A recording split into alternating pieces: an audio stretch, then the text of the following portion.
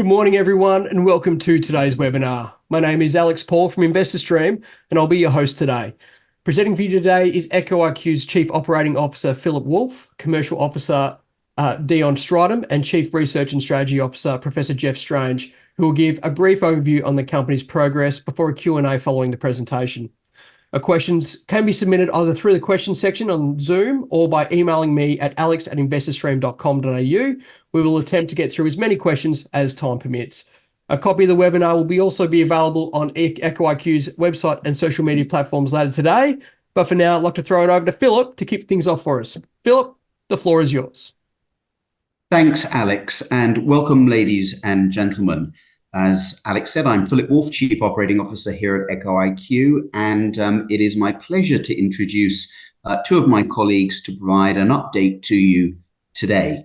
Before I hand over and introduce them both, I just wanted to recognize that we've got a number of new investors on our call today, and there had been a request for us to give an opportunity for them to interact with us and provide a bit of a business update. And so that's really what is driving our webinar choice today. We've also just presented some really interesting clinical study results around heart failure. Jeff has just come back from the European Society of Cardiology presentation in London. And again, a great opportunity really to bring some of those things to life for you all. So without further ado, it is my pleasure to introduce to you this morning, Mr. Dion Stridham, our Chief Commercial Officer, and Professor Jeff Strange, our Chief Research and Strategy Officer. Gentlemen, over to you. Thank you, Philip. Good morning, everyone. Thank you for your time. So essentially, in a nutshell, what Echo IQ does is it provides early warning and enhanced detection of heart disease. And the way we're able to achieve that is Echo IQ has exclusive access to one of the largest databases in the world of echocardiograms. And that is what our scientists and our medical people used to try and train the AI on to help find these conditions that we can provide early warning and enhanced detection for. So the normal disclaimers apply for this presentation. And then a brief company snapshot or corporate snapshot. Currently, the company is capped at 102 million. We've got 2.17 in the bank, which includes the R&D rebate. And as you are aware, we've just raised 7.1 million, which was oversubscribed. That means there's 537 million shares on offer, and our board of directors and top 20 account for 52% of those. What we'll do next is I'm going to hand over to Professor Strange. We'll talk through exactly the problem that we're trying to resolve, or what the problem is in the industry. We'll speak about how we try and resolve that. And then we'll also share with you some of our commercialization strategies of how we'll take this product to the market. So with that, I'll hand over to Professor Strange.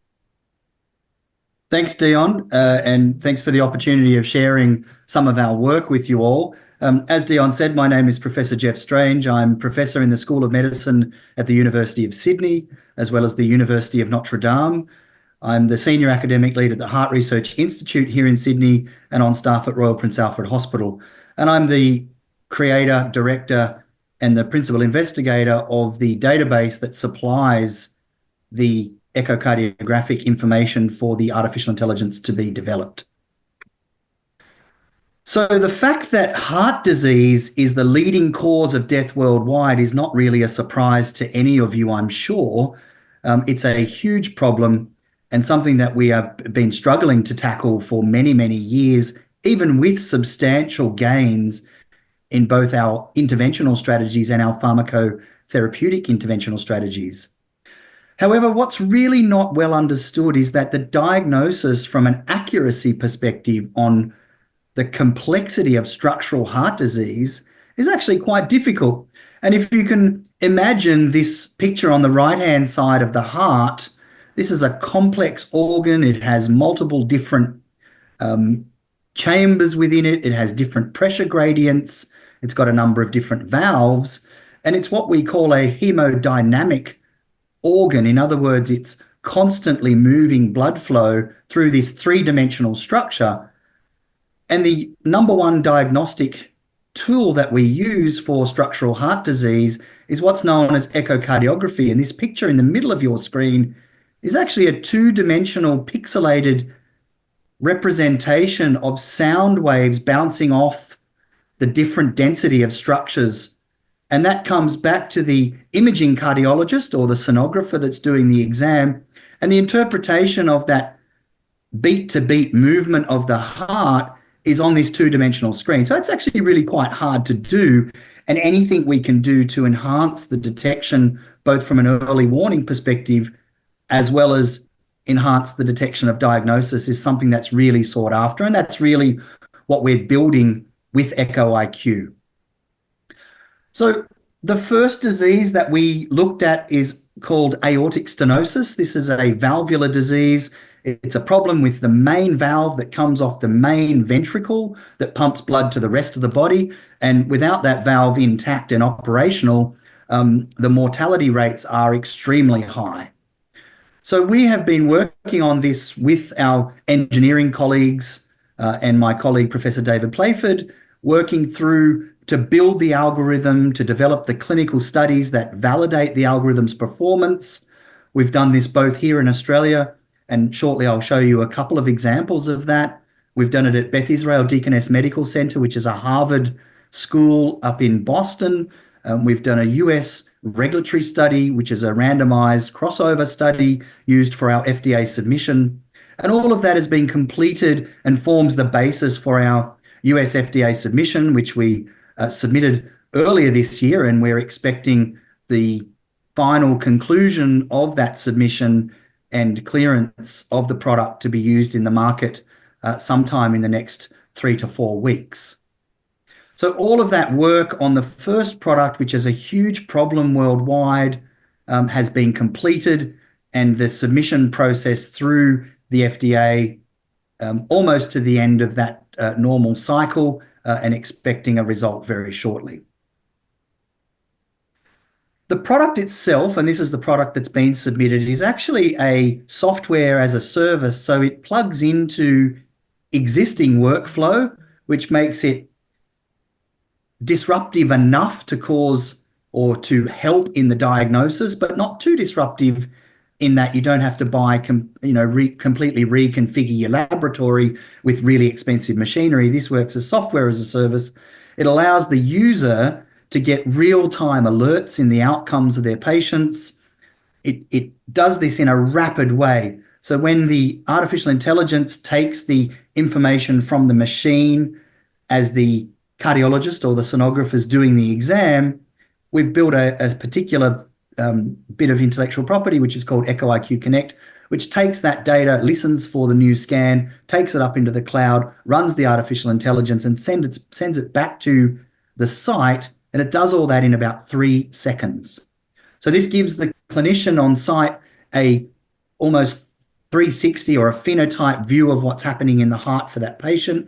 It takes into account the multidimensional changes that that's happening in the heart as a response to the valve problem that's with this particular patient. And really, this is able to be deployed anywhere in the service for the clinicians, for the administrators, for the nurses, for the heart valve team coordinators, so that they can really get a real-time understanding of who's at most risk at what point in time, and that really expedites the treatment for that patient. This is a great example of a study that we did at St Vincent's Hospital, both here in Sydney, where I'm based, and down in Melbourne. We used the echocardiographic database that both of those hospitals have, and in an independent fashion, we asked the echo fellows at those hospitals to go through the medical records and review 9,000 patients. Of those 9,000 patients, the diagnostic rate for this particular disease was 218 cases. We took exactly the same information then, and in a blinded fashion sent it to Echo IQ, who ran our algorithm over the data, and that produced nearly 550 patients with the severe aortic stenosis phenotype. And so this is almost a doubling of the identification of patients with this disease using an enhanced intellectual property of the artificial intelligence to augment the detection of this disease. So this is a tremendous advancement for the detection of such diseases in structural heart like aortic stenosis. Of that, 376 of those patients were within current guidelines who should have had the prosthetic valve treatment either transcatheterly delivered up through the groin and deployed into the heart, or via open stenotomy and surgical intervention. So this represents a 72% increase in the diagnostic yield employing the artificial intelligence on top of the human alone current standard of care. So that gives you an example of and a brief overview of what we've done for aortic stenosis, and I'd like to turn your attention now to what we're doing for heart failure, which is in comparison a very large problem globally. So we're talking about heart failure, which is the inability of the heart to pump enough blood to meet the metabolic demand of the body's needs. And so this can form either the pump function failing, so what's known as reduced ejection fraction or pump failure, or this can be in the form of a stiffening wall, which means that the heart can't relax enough to fill the ventricle chamber up so it can't pump enough blood again to meet the body's metabolic demand. It's a huge problem worldwide, affects more than 64 million people worldwide. It's the #1 cause of hospitalization in patients over the age of 65 in the Western world. And it's a diagnostic dilemma. It's very, very difficult to quantify the way the heart contracts and relaxes. The guidelines that we have that show the filling pressures of the ventricle and the way that the top part of the heart or the atrium responds and the way that affects the pulmonary circulation, all of this complex array of hemodynamic flow is actually very difficult and complicated. And what we've been trying to do is build an algorithm that automatically detects these patients to enhance decision-making for the clinical teams. So we've developed the algorithm, completed our R&D focus on that. We've worked through our internal data sets to both test and validate the data. This was done in more than 630,000 patients, over 1 million investigations. We then took that model and applied it to 2 independent, clinically verified and cardiologist adjudicated heart failure populations. And these are the data that we released last week. I presented them at the European Society of Cardiology's late-breaking science session, which is a real honor for us. This is a peer-reviewed process where we submit our abstracts and the global community of expert reviewers review different abstracts submitted around the world, and a select few get the opportunity to present that data, and we were fortunate enough to do that. And this slide really is a representation of 2 clinical validation studies, one in collaboration with St Vincent's Institute in Melbourne and the other one with the University of Notre Dame. And both studies took a population of patients either from the community, that's the SCREEN-HF study, or a group of patients that had a hospitalization for some other cardiovascular reason, but none of them had heart failure at the beginning of the study. And then the investigators followed these studies in the SCREEN-HF for 36 months and in the NIL-CHF for 5 years. And they screened and serially reviewed these patients, both with echocardiography, with bloods, with biomarkers, and with clinical review. And over that period of time, there was a certain number of patients that developed heart failure. So what we did is we took those patients that had developed heart failure in that time period, and we took a normal group of patients that had no heart failure, but they were case, sex, and age matched controls. And we took that total group and we said, let's run the artificial intelligence over that and let's see how well the artificial intelligence could guess the right diagnosis. And in the SCREEN study, the artificial intelligence was able to get that right in 86% of patients. And this is compared to what's happening currently in clinical practice. And if you look at current clinical practice, we're probably getting that right around about half the time.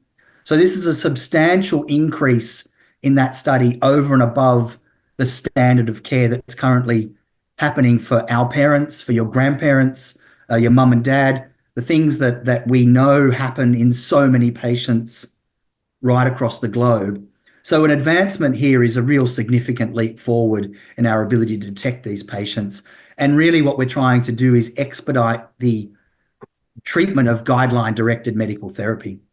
And in the second study, we combined this with clinical symptomatology, and we were able to show that the AI with the human enhanced process actually got it right nearly 97% of the time in the high-risk group.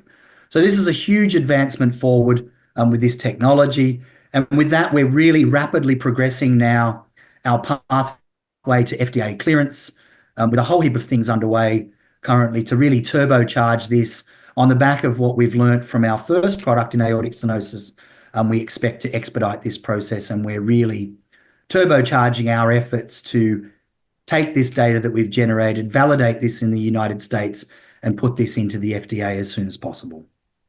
So with that, really, I'm going to hand over to my colleague Dion to talk to you about the commercialization strategy and how we're going to make some money out of this process. Dion. Thank you, Jeff. So our commercialization largely depends on a reimbursement approach. So what the reimbursement means is that the health insurers will pay for the usage of the software. So essentially, instead of a hospital having to buy the software from us, they actually get reimbursed to use the software. So it becomes a revenue generating exercise for them.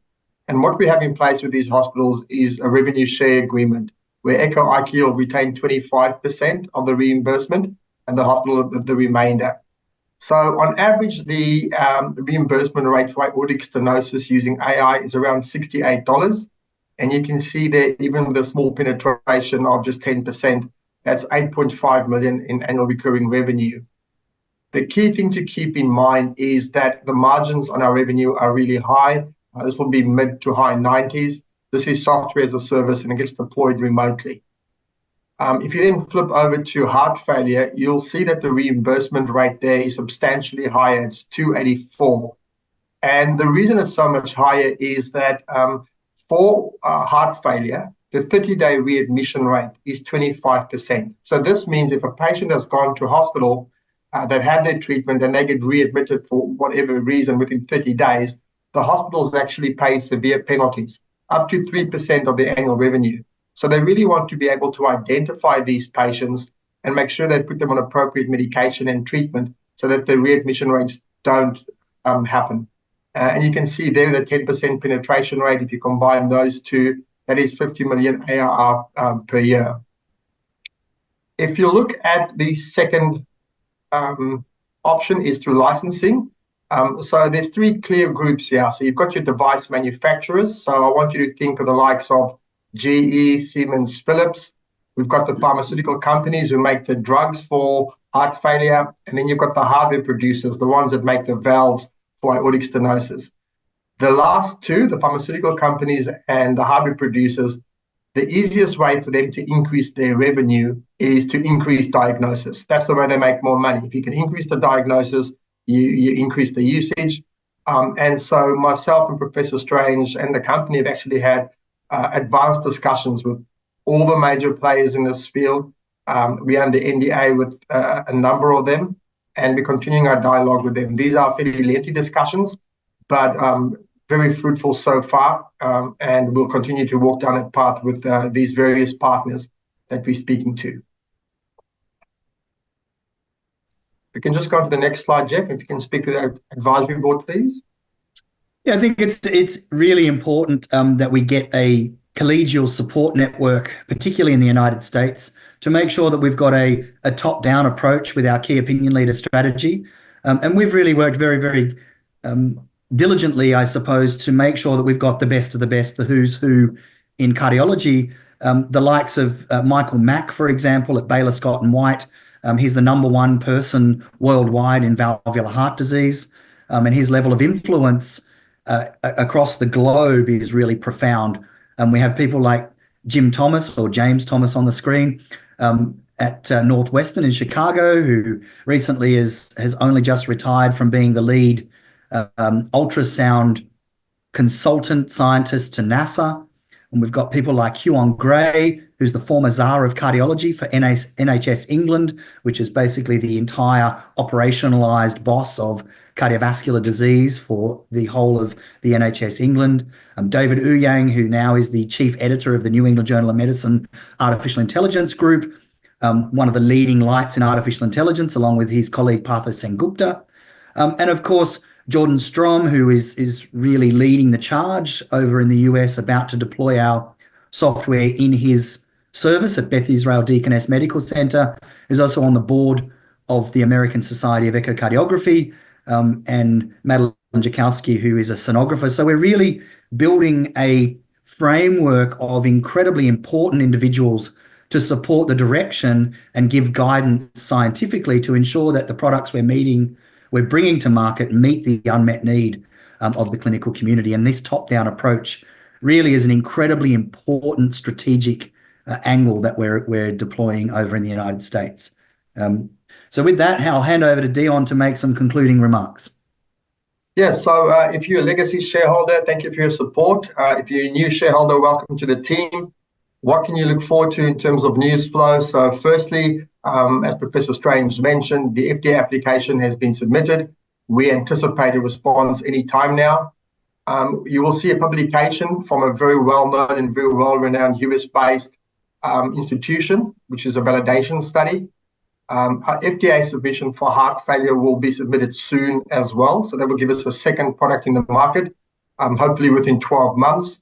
The reimbursement codes have been submitted or in discussion, and we anticipate those to happen not too long after we get the FDA clearance for aortic stenosis. And then the commercial deals will follow as well as some strategic expansion of our US team to support the commercialization.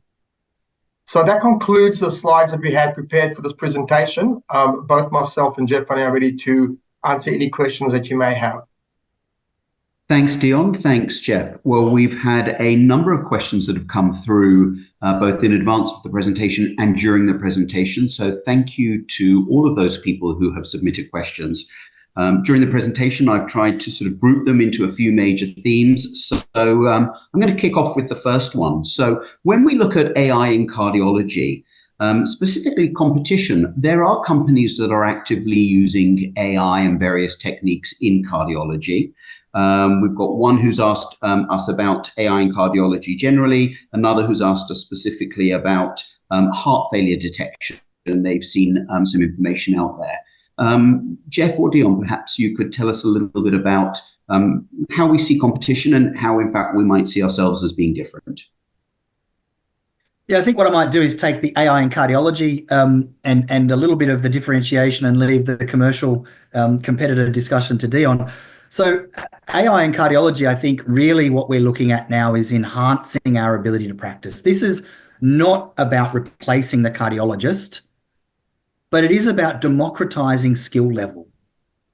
It's ensuring that there is ubiquitous information that's democratizable across every single cardiologist, no matter their skill level, no matter their speciality, so that everybody that's reporting ultrasound gets the same, almost a second opinion on their shoulder, the little bit of a voice that reinforces their thinking or alerts them to something that perhaps they weren't thinking. Remember, reporting of echocardiography happens in about 10 minutes. So this is a clinical cardiologist in a busy workday where mostly at the end of their day, after seeing many, many patients, they have to report these really complex components of this two-dimensional pixelated image. And every bit of help that we can give our colleagues, I think, is going to be incredibly important. And I think those that don't take this up will be left behind. From a commercial perspective, Phil, I think the main difference is there's quite a few companies, I can think of 2 or 3, that focus on the image acquisition, of getting better images for the echocardiogram. That's a really important step, right? But the challenge is, well, once you've got that, what do you do with them? Somebody needs to interpret that, right? And so what Echo IQ has done is we've automated the interpretation of the echocardiograms. So I almost see the competition as a bit of a funnel for us, because the more quality images you get through, somebody still has to interpret that, right? And so that's where our AI really comes to its forefront, is the automation of the image interpretation, or the echo interpretation, I should say.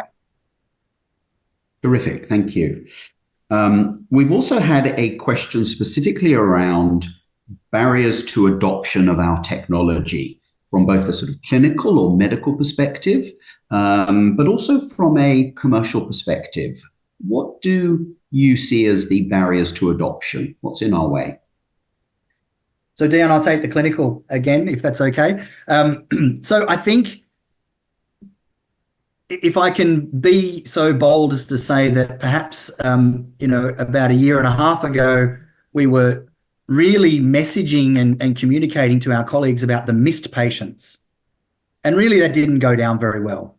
And really I think that the slight transformation of that message into an understanding of the complexity of the diagnosis really has transformed the adoption and acceptance of this type of technology.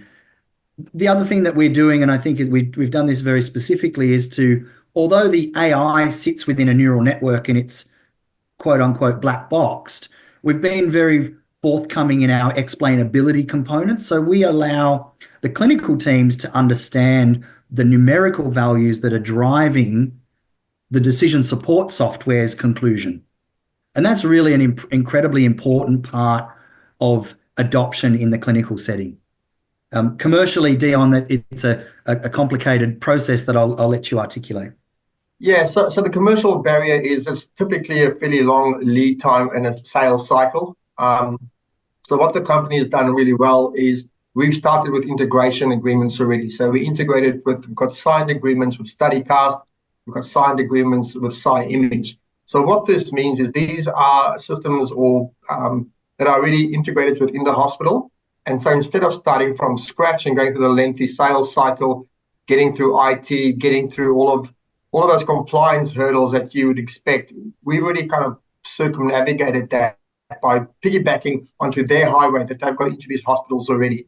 So that's one of the things we've done to eliminate those barriers. The other thing that we've done is we really have a world-class product and development team led by Sean Bryceland. And what they've done is they've preempted all these questions or all these things that we would expect from a large hospital institution to ask us. So they were proactive in getting us what's referred to as HIPAA compliance and SOC 2 compliance under his leadership. So these are all things that are a level of entry that you should have when you enter these things. And a number of companies only start their application process after FDA. We've got all of this in place. So from a streamlining the process, we've ticked all of those boxes possible to make the interactions a lot shorter than what they typically are in this industry. Terrific. Thanks, Dion. Okay, so there have been a number of questions around imminent FDA on aortic stenosis and really what that opens up for us or where we go next. So if I can just kind of group some of those things together. What do we need to do in the United States post-FDA to ramp things up? Do we need to hire a ton of people? How quickly after FDA might we expect some sort of large commercial agreements? And so, Dion, perhaps I might turn some of those over to you. And I know that you mentioned sort of imminent end of September. Could you perhaps just shed a little bit of light on kind of what's taken us to here and how that sort of looks time-wise?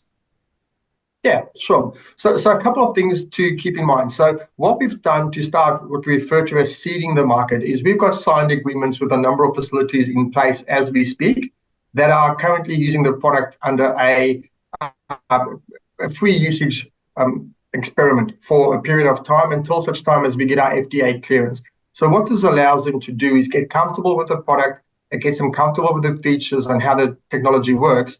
And then once we get our FDA clearance, and the moment we get our reimbursement, that then is a flick of a switch that triggers the payment. So essentially we're building up a database, a lot of database, we're building up a usage group of people that are supporters of the technology. And so we don't start from a standing start once we get the reimbursement. So that's the first thing that's in place. The second thing that's in place is we have got an agreement with a group called Castling Diagnostics. So this is a very large distributor in the US. There's about they do about $500 million a year. And what they do is they distribute three products. They distribute the Siemens device, so the large echo device. They also do a heart valve. And then obviously the missing piece is AI to help find more people that's suitable for the heart valve. So they've got 45 sales representatives that have been trained by our US colleagues and by Professor Strange, ready to start once we get the FDA clearance. So we're well resourced in the US to support the commercial efforts. And as I said, we're not starting from a standing start. We've got existing agreements in place, which become commercial agreements once we get the reimbursement. Okay. Thanks, Dion. We've had a question around any large or small reference sites, new customers, targeting customers. What are the sort of plans around that and getting those reference sites up and running? I know you just mentioned, obviously, that there is some sort of market seeding that's taking place, but anything you'd add on that subject? Yeah, look, I think that's a really good question, because a number of the hospitals that are unsure would like to make sure that they can speak to somebody else that's got some familiarity with the product and has used this, right? So our professors were very instrumental in helping us identify a key reference site. As you saw in the news or the highlights that we mentioned earlier, or the very last slide we spoke about, is we do have a reference site, Beth Israel in the US. So this is Harvard's medical school. And so they will be instrumental in helping any other new sites come on board in saying, hey, this is our site used it. This is what the implementation process has been like. This is what the uptake has been. So they really are a pilot site that helps all the others answer those questions from a peer-to-peer perspective.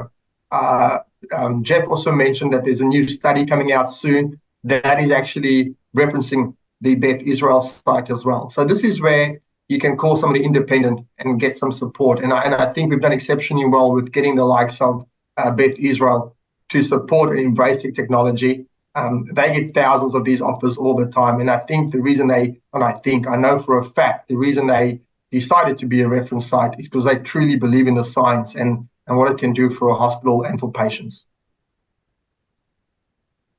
Terrific. Thanks, Dion. Next questions are around the FDA process for heart failure. So a couple of questions that have come in. So people have asked, really, what are the various pathways that are open to us? Is it 510K, which is what has been pursued for aortic stenosis? And then specifically, we've had a question around, are there things that we've learned around the process for seeking to obtain approval on AS that we would use for heart failure, or that we could use to inform that? So I guess a couple of questions there around what those pathways look like and how we might tackle it the same and or differently.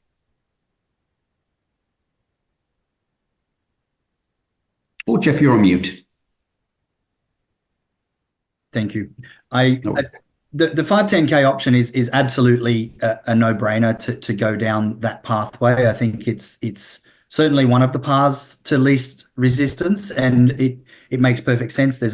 We already have our own predicate product to piggyback on, and so substantial equivalence of the methodological approach would be there. There are other predicates that we could piggyback on for substantial equivalence for the heart failure component of that methodology. There's also a more fast-tracked process that we could go through with the FDA, and both those options really are currently under really critical review. Either way, everything we do, I guess, is about expediting that process, and so the shortest pathway to the approval of that product is really what we're trying to ascertain. And we've got a very good US-based regulatory team that are giving us advice. We've got our VP of Regulatory Affairs here in Australia, who is really expert in this area. And we're really evaluating the clinical evidence we have generated so far to make sure that we can produce in both the standalone performance metric as well as the appropriate reference standards in an expedited fashion to produce the data that the FDA will need. Will we need to have a pre-submission meeting with the FDA, yes, we will need to do that. Whether that happens under the 510K pathway or that fast track pathway is something that we're currently, delineating on. And either way, both of those routes are very quick to market. And so nothing will slow down that process, in my opinion. Terrific. Thank you. Jeff, we might stick with you for a moment. Great question. Somebody's observed that Australia seems to be relatively slow in adopting new technologies. Whether that's a TGA thing or versus FDA, size of market, etc. When will an investor, for example, be able to, in Australia, be able to have Echo IQ applied to perhaps their Echo? We've got one investor who's commented that they had an Echo about 8 years ago, but this sounds really interesting. Well, that's a great question. So let me address the lack of adoption of technology in this country from a speed perspective. I think there's probably 3 reasons for that. One is the size of the market, Phil, as you mentioned, and a lot of companies obviously come to us last. That's just the way that the world works, unfortunately, with 24 million people as opposed to 330 million in the US. It's an obvious dilemma for companies. The second thing is that the Australian TGA is risk averse in a way that is quite profound. And I've been involved in many submissions, both from a pharmaceutical perspective, implantable devices, and now this kind of technology. And the TGA really are very risk averse, and they really don't want to act until the FDA or the EMEA, from an EU perspective, have given it CE marking or FDA approval. And that's just that, I don't know, I wish I had some control over the government and the way they run things, but I don't. The final thing to say to the access to this technology is that although the regulatory bodies and some companies may not think that this is important, we do. And, we have built a network of cardiologists around the country that both contribute to the data set that this tech uses, as well as we've got some agreements with one of the biggest cardiology groups in the country, Advara Healthcare. It's the biggest cardiology network in the country for sure. Used to be called Genesis Healthcare. They are in the process of trialing the device and in a audit fashion that meets the regulatory components required under an ethics approval under the University of Notre Dame. So that audit is underway currently. The algorithm has been deployed on a number of their existing patients, and they'll be bringing patients back in for re-review in the coming months. And should that work well in the pilot site, then the plans for that would be to put it around the country. So there will be opportunity to use parts of the product. And one of the regulatory strategies here in Australia is that the artificial intelligence can run over the entire echocardiographic database, give you the phenotype AI output, which is the decision support component. And we can dig into that and just pull out those patients that meet current clinical guidelines. And actually, from a regulatory perspective, we're allowed to show that to sites. And so that's something that we're working on with Advara at the moment to try and deploy so that this technology is indeed available for Australians and particularly for our supporters. Terrific. Thank you. We've had some questions around reimbursement. So a couple of questions in that sort of space. Can we piggyback on existing CMS codes that have been issued? And are there algorithms that have been successful in securing CMS codes, or is it historically typically just linked to other forms of treatment or assessment or devices? So 2 questions, I guess, around reimbursement there. Are algorithms able to secure CMS codes? That's obviously the plan. And could we piggyback on an existing CMS code? I'll take that. So the answer is yes. Algorithms have been able to obtain reimbursement. And so the way we approach this, and you can piggyback on those reimbursement codes, but what they try and look for is, how is this different? And so we essentially want our own code. And so the way you obtain your own code is to piggyback with these existing codes to show how you're different But more importantly, what happens is you get what's referred to as a miscellaneous code. And this miscellaneous code is used either just by it's state specific, and then it's up to us to show utilization of the miscellaneous code to then get a national code. And we've got a very strong system in place to ensure we get that adoption. So our approach is to go down the miscellaneous code approach to start off with. That's obviously being piggybacked on somebody else's for a reference dollar return. And then from there, we'll show utilization, which should, if all things go well, give us a national code. We've got a very experienced reimbursement team that we're working with. We speak to them weekly, and we've got very good US physician support as well, who have already agreed to represent our technology at the reimbursement level when that time comes. So just to summarize, our intention is to get individual codes for both our products.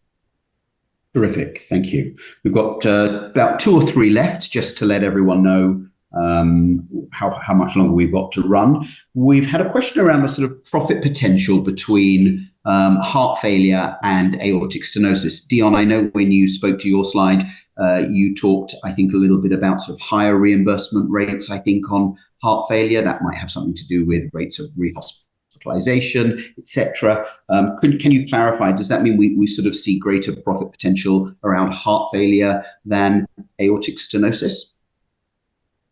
So the answer to that is yes. That's just a fact. There's way more people that have heart failure than they do aortic stenosis. That market's substantially bigger.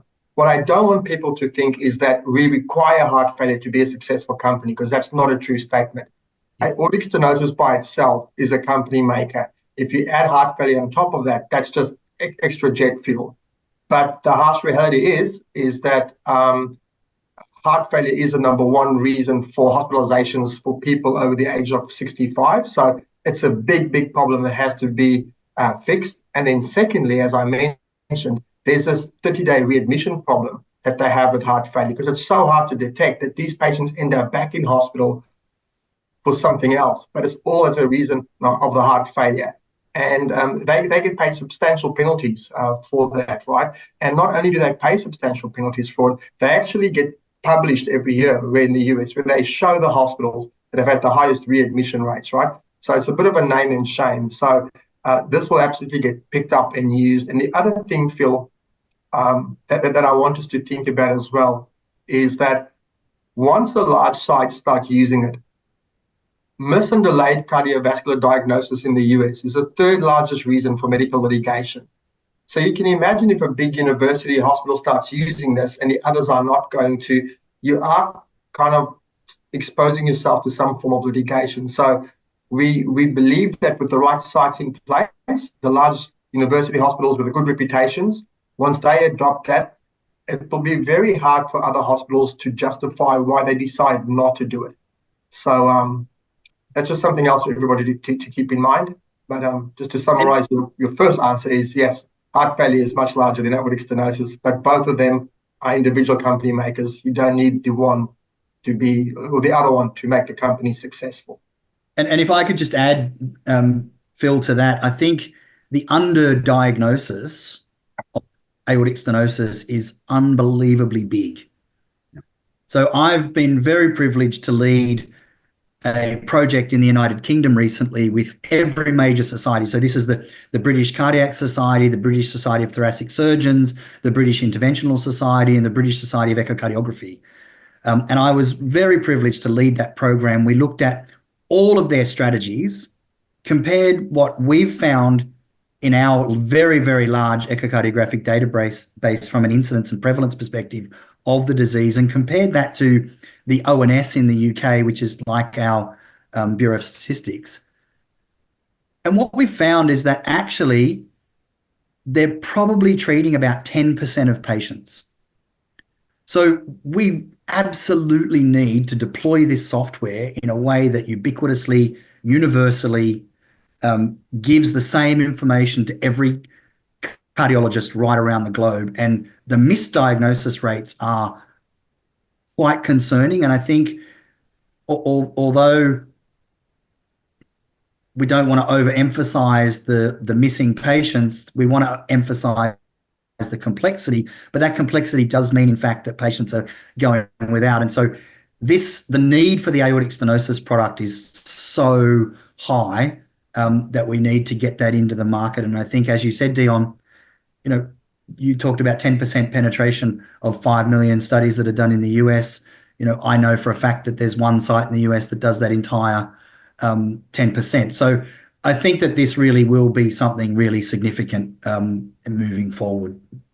Thanks, Jeff. We've just had a question actually around that sort of sufferers of aortic stenosis. So, Jeff, what's the average age of people with aortic stenosis? I know it's a disease that typically affects people more as they get older. Can you tell us a bit about that? Yeah, so there's really a sliding scale of increasing incidence with age.